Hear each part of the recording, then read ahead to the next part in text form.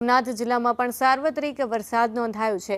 ગીર સોમનાથના તમામ તાલુકાઓમાં વરસાદ વરસી રહ્યો છે। ખાસ કરીને વેરાવળ, સૂત્રાપાડા અને તાલાલામાં વરસાદી માહોલ છે। સાથે જ કોડીનાર, ઉના, ગીર ગઢડામાં પણ વરસાદ વરસી રહ્યો છે।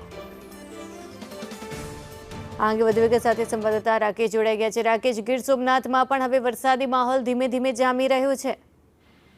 ચોક્કસથી શિવાની, આજે વહેલી સવારથી જ આમ તો વરસાદી વાતાવરણ છવાયું હતું અને બપોર બાદ મેઘરાજાએ ફરી શાનદાર ઇનિંગ કરી હતી। ગીર સોમનાથ જિલ્લાના વેરાવળ, સૂત્રાપાડા, કોડીનાર, તાલાળા, ઉના, ગીર ગઢડા આમ તમામ તાલુકાઓમાં સાર્વત્રિક છૂટોછવાયો વરસાદ હાલ નોંધાઈ રહ્યો છે। બીજી તરફ જે જગતના તાત જે ખેડૂતો છે તે પણ જાણે કાચું સોનું વરસી રહ્યું હોય તે પ્રમાણેના મેઘરાજાની વરસાદના કારણે ખુશખુશાલ જોવા મળી રહ્યા છે। હાલ જિલ્લામાં વરસાદી માહોલ યથાવત જોવા મળી રહ્યો છે। શિવાની, જી આભાર રાકેશ સમગ્ર માહિતી માટે।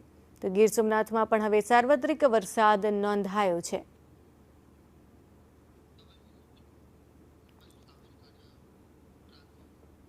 ઉના, ગીર ગઢડામાં વરસાદી માહોલ છવાયેલો છે ને હવામાન વિભાગ દ્વારા પણ ઘણી બધી જગ્યાએ વરસાદનું રેડ એલર્ટ આપવામાં આવ્યું છે। ઘણી જગ્યાએ યલો એલર્ટ આપવામાં આવ્યું છે। આ બે દ્રશ્યો પણ આપ જોઈ રહ્યા છો। એક તરફ અરવલ્લીના દ્રશ્યો કે જ્યાં વરસાદી માહોલ જામ્યો છે અને રસ્તાઓ પાણી થયા હોય તેવું લાગી રહ્યું છે। વાહન ચાલકો તે રસ્તા ઉપરથી પસાર થવા મજબૂર છે, પાણી ભરાયા છે। અને બીજી તરફ ગીર સોમનાથ કે જ્યાં પણ ધીમી ધારે વરસાદની શરૂઆત થઈ ગઈ છે। કોડીનાર, ઉના, ગીર ગઢડા આ તમામ જગ્યાએ હાલ વરસાદ જોવા મળી રહ્યો છે અને આખા ગીર સોમનાથ જિલ્લામાં સાર્વત્રિક વરસાદ વરસી રહ્યો છે।